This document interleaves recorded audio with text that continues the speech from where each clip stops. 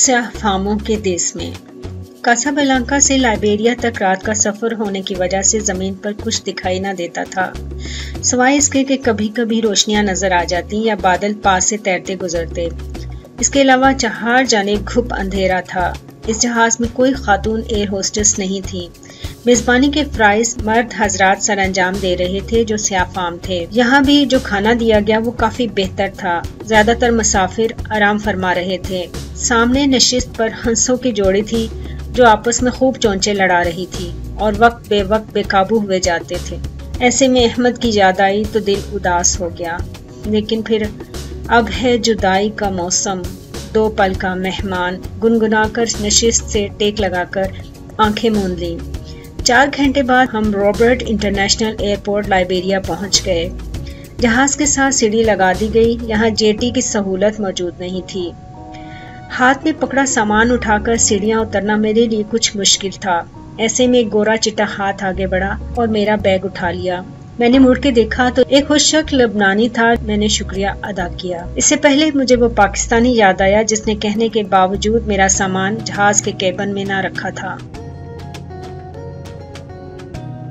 Robert international airport Liberia کا واحد airport ہے۔ حدود اربع کے لحاظ سے یہ بہت چھوٹا ہے، یہاں تک کہ اس کے رن وے پر ایک وقت میں ایک جہاز کے اترنے کی گنجائش ہے۔ اس سے پہلے بھی جب رابرٹ انٹرنیشنل ایئرپورٹ پر آئی تھی تو رات کا وقت تھا اور اس وقت بھی 10 بج رہے تھے۔ اس ایئرپورٹ پر پیش آیا ایک دلچسپ واقعہ یاد آ گیا۔ سال پہلے جب پاکستان واپس آ رہی تھی تو میرے ساتھ ایک خوبصورت حسین و جمیل لمبے بالوں والی حسینہ بیٹھی تھی جس کے کانوں میں بالیاں بھی تھی۔ میں نے جب ہیلو ہائی کیا اور پوچھا کہ کس ملک جا رہی ہیں، جواب ملا امریکہ۔ آواز سنتے ہی میں کھسک کے پرے ہو گئی۔ وہ حسینہ دراصل افریقی مرد تھا جو کسی مشہور گانے بجانے والے گروپ کا ممبر تھا، جس کا مجھے بعد میں پتہ چلا۔ شکر کیا جوش میں آ کے ساتھ نشست پر نہیں بیٹھ گئی اور خوش دلی سے مسافے کے لیے ہاتھ نہیں بڑھا دیا۔ رابرٹ انٹرنیشنل کے داخلی دروازے پر میڈیکل چیک اپ ہوتا ہے اور دیکھا جاتا ہے کہ مسافر کسی قسم کا مرض تو ساتھ لے کر نہیں آ رہے۔ لائبیریا میں پہلے ہی بہت سی بیماریوں کا ڈیرا ہے، اس لیے یہ ملک مزید کا متحمل نہیں ہو سکتا۔ ایئرپورٹ پر ہی پولیو کے خطرے اور ویکسینیشن کی یلو بک دیکھی جاتی ہے، اس کے بعد آگے جانے کی اجازت ملتی ہے۔ جو ہی میں لاؤنج کی طرف بڑھی دیکھا ایک سیاہ فام لڑکی میرے نام کا بینر لیے کھڑی ہے۔ مجھے لمحہ بھر کے لیے کچھ حیرت ہوئی۔ ویسے احمد نے مجھے پہلے سے بتا دیا تھا کہ کاکوبا نام کی لڑکی وہاں ملے گی اور وہ ایئرپورٹ سے نکلنے میں مدد کرے گی۔ لائبیریا پہنچ جانے کے بعد ایئرپورٹ سے نکلنا کچھ زیادہ آسان نہ تھا۔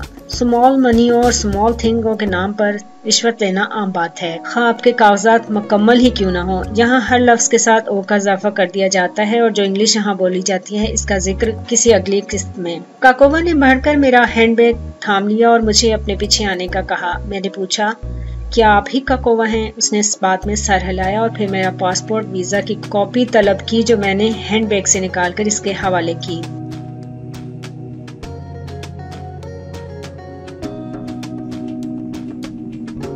میں نے راولپنڈی سے یہ بیگ خریدا تھا جس میں ٹیبلٹ، لیپ ٹاپ اور دیگر کاغذات بآسانی آ سکتے تھے اور اس کی کوئی 6-7 زپ والی جیبیں تھیں۔ دیکھنے میں بھی اچھا تھا۔ اس سلسلے میں لاہور ایئرپورٹ پر ایک دلچسپ واقعہ یاد آ گیا۔ جب لاہور میں فلائٹ کا وقت ہوا، سب اپنا پاسپورٹ اور بورڈنگ پاس پکڑے قطار میں کھڑے ہونے لگے اور ساتھ ہی ایک ایک کر کے جیٹی سے جانے لگے تو میری اچانک ادھر نظر گئی۔ اوہو، فلائٹ کا وقت ہو گیا۔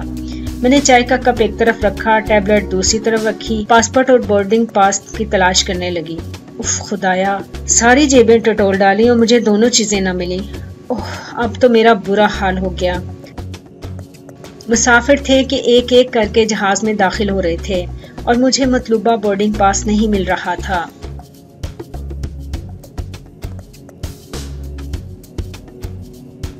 میرے پاس 3 بورڈنگ پاس تھے۔ جو اس وقت ضروری تھا وہ میں نے پہلے سے ہی الگ کر کے رکھ دیا تھا اور اپنی طرف سے انتہائی محفوظ اور الگ تھلگ تھا۔ ساری جیبیں ٹٹولیں، کہیں سے بھی وہ بورڈنگ پاس نہ ملا جو لاہور سے دوحہ تک کے سفر کے لیے ضروری تھا۔ اب تو میرے چہرے پر ہوائیاں اڑنے لگیں۔ ایسے وقت میں 1-2 گہرے سانس لیے، دل کی دھڑکن کو قابو کیا۔ تشویش کی کئی لہریں اٹھی، فکر اور پریشانی تھی کہ بڑھتی جا رہی تھی۔ دوسری طرف قطار آہستہ آہستہ چھوٹی ہوتی جا رہی تھی۔ میں نے حواس کو قابو میں رکھا، اطمینان سے تمام 6 کی 6 جیبیں خالی کی، ایک ایک کر کے انہیں چیک کیا اور پھر بالآخر ایک جیب سے پاسپورٹ اور شناختی کارڈ مل گیا اور سکون کا گہرا سانس لیا۔ اللہ کا شکر ادا کیا۔ حد ہے بھائی، کوئی حال نہیں میرا بھی، کہتے ہوئے جلدی جلدی بقیہ چیزیں واپس ڈالیں، پاسپورٹ کے اندر بورڈنگ پاس ڈالا اور خرامہ چلتی ہوئی قطار کا حصہ بن گئی جو اب 2 یا 3 مسافروں پر ہی مشتمل تھی۔ ان حالات پر سوچنا اور غور کرنا ہی نہیں چاہتی تھی کہ اگر نہ ملتا تو کیا ہوتا۔ خیر، اب دوبارہ چلتے ہیں لائبیریا کے پرانے رابرٹ انٹرنیشنل ایئرپورٹ پر، جہاں کمپیوٹر پر تمام تفاصیل درج کی جا رہی تھیں۔ اب یہ چین کے تعاون سے بنے نئے اور بڑے ایئرپورٹ میں منتقل ہو چکا ہے۔ ادھر یہ سب معمول کی کارروائی تھی جو جاری تھی۔ جو میں سب سے پہلی مسافر تھی جو ان تمام مراحل سے بخیر و خوبی گزر کر اس شیشے نما گھر سے جہاں امیگریشن کا عملہ بیٹھتا تھا آگے بڑھی۔ اکثر مسافروں کی تقدیر اور قسمت کا فیصلہ کبھی ان کے ہاتھوں میں بھی ہوتا ہے، یہ چاہیں تو یہیں سے مسافروں کو جیل بھیج دیں یا ڈیپورٹ کر دیں۔ اب مجھے چلتی ہوئی بیلٹ سے اپنا بیگ تلاش کرنا تھا، اس کی نشاندہی کرنی تھی۔ بالآخر کچھ دیر بعد مجھے بیگ آتا دکھائی دیا۔ اسے بورڈنگ پاس سے ٹیلی کیا گیا، مطلوبہ نمبر ملنے پر بیگ میرے حوالے کر دیا گیا۔ کاکووا کے ساتھ ایک سیاہ فام مرد نے بیگ پکڑ لیا۔ یہاں سب کی نظریں اپنے اپنے بیگ پر جمی ہوئی تھیں۔ میرے ساتھ ایک سیاہ فام خاتون کھڑی تھی۔ جو ہی انہوں نے اپنا بیگ اٹھایا، اچانک میرے پاؤں پر آ گرا۔ مجھے کچھ خاص تکلیف محسوس نہ ہوئی، مگر وہ اس قدر معذرت خواہ تھیں اور بار بار پوچھتی رہیں کہ مجھے خود شرمندگی ہونے لگی۔ اس وقت مجھے اس بات کا بھی احساس ہوا کہ افریقی کچھ زیادہ ہی حساس ہیں، شاید ان پر آنے والی بے تربے مصیبتوں نے انہیں ایسا بنا دیا ہے۔ میرا سامان ایئرپورٹ پر کھلوایا گیا، مگر میں نے بتایا کہ اس میں زیادہ تر کپڑے اور میک اپ کی چیزیں ہیں۔ زیادہ احمد کے کپڑے تھے، ان کی تمام شاپنگ میں خود کرتی ہوں۔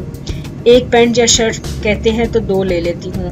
یہی وجہ تھی کہ میرے کپڑے کم اور ان کے زیادہ تھے۔ سیکیورٹی آفیسر نے یہ داستان غم سنی تو اس پر پوری طرح یقین و ایمان لے آیا۔ سامان کا اوپر سے ہی جائزہ لینے کے بعد اسے بند کرنے کا کہا گیا اور مجھے جانے کی اجازت مل گئی۔ کاکووا میرے ساتھ ساتھ رہی اور ہر مرحلے سے گزارنے میں میری بھرپور مدد کی۔ مجھے اس دفعہ ایئرپورٹ پر جو VIP پروٹوکول دیا گیا، اس پر احمد اور کاکووا کا شکریہ ادا کرنا تو بنتا ہے۔ ایئرپورٹ سے باہر آئی تو سامنے احمد نظر آئے۔ بڑھ کر پرجوش ہاتھ ملایا، گلے لگایا اور مسکراتے چہرے سے خوش آمدید کہا، خیر خیریت پوچھی، سامان گاڑی میں رکھا اور گھر کی جانب روانہ ہو گئے۔